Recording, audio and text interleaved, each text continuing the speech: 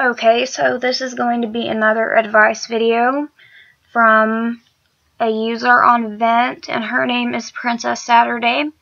She asked me, I know this is an extremely difficult topic to tackle, but how to deal with PTSD flashbacks to a traumatic event that you don't want people to know that you went through. So basically to handle trauma discreetly, if that makes sense. Okay, so I have PTSD too. I went through trauma up until the time that I was 13, and not many people know about it now. Honestly, my advice would be only tell the people that you're close to, like your boyfriend maybe, because I know you love him, you talk about him a lot, and I'm sure that you can trust him. He would be a great outlet. You do need someone to talk to. I will tell you that. You need to be able to work out your feelings. A diary is a very handy tool. So whenever you start having all these thoughts going through your head and stuff like that, then I know, like that repetitive thinking that we get and get trapped in that cycle of, oh my gosh, oh my gosh, oh my gosh. Just sit down with a piece of paper or something and a pen, pencil, whatever you want to use, a marker, a crayon, and write it out. Write how it makes you feel, and then rewrite it to where you have power over the situation. After you get done with it, you can burn it, and no one will ever find it. But I mean, it's really hard to go about dealing with trauma in a very discreet way, because I know that panic attacks aren't fun and flashbacks are really hard to deal with. There is a grounding technique that you can use. I learned all of this in therapy. There's a grounding technique that you can use to bring yourself out or stop a flashback before it starts happening. You find something that you can feel, that you can taste, that you can smell, that you can hear. I think that's it. Like that you can see. I think that was the last one. But find those, like one or two of those 5 things, one of your 5 senses. Okay, usually like an ice cube or putting your hand under really cold water will help. I know some people use that rubber band trick where they like pop themselves with a rubber band, but that's really unpopular with parents because they think you're hurting yourself. But really, like loud music, if you start, I know it comes along with mood issues and anxiety and things like that. Not many people understand that because you're just so upset because of all these thoughts that are going through your head obsessively.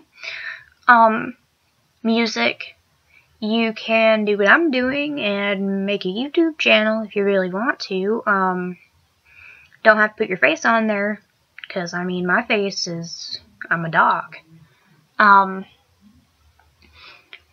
Spray some perfume. That'll keep you in the moment. Turn on the TV and turn it up really loud. Start playing a video game. Pick up a book. Draw a picture. I do that a lot. My calming technique is drawing. I love it, and I've gotten really, really good at it. Whenever I first started, I was not good at it at all. But breathing techniques help a dozen. I'm not sure. Let me see. Make sure I went over your question thoroughly. Okay. I guess that you don't want people to know about the traumatic event that you went through. It's probably a secret. I don't even know if your boyfriend knows. And I don't know what exactly you went through, and I don't want to say what I went through, but you are a really strong person. I know that from talking to you through this app, but we can't all do it alone. PTSD is really hard to deal with just by yourself. if you really, really, really get to a point to where you need help and you are just consumed daily by all this, because I know there was a point to where I was, go to therapy. It does help. You won't believe me. Like, many people are going to be watching this and they're going to be like, oh, no, it don't.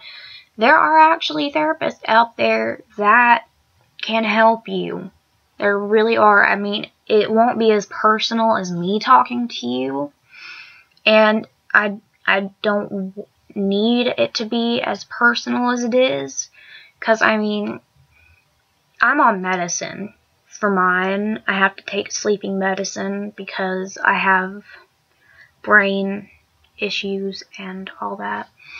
But, yeah.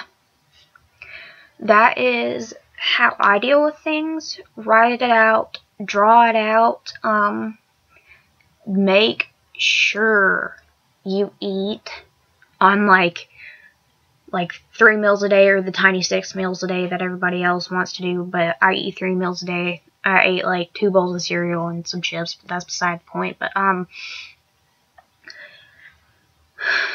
you're gonna be okay.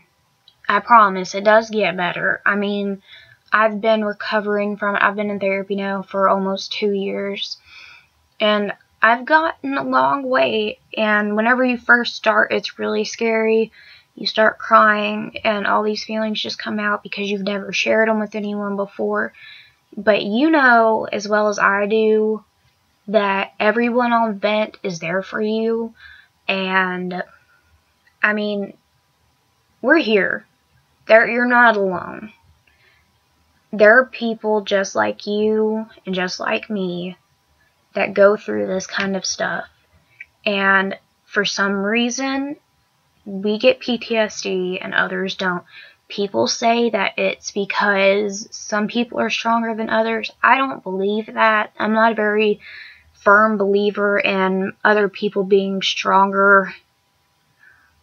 But I feel like other people know how to deal with things better, but others have less developed coping skills. I know I have very bad coping skills.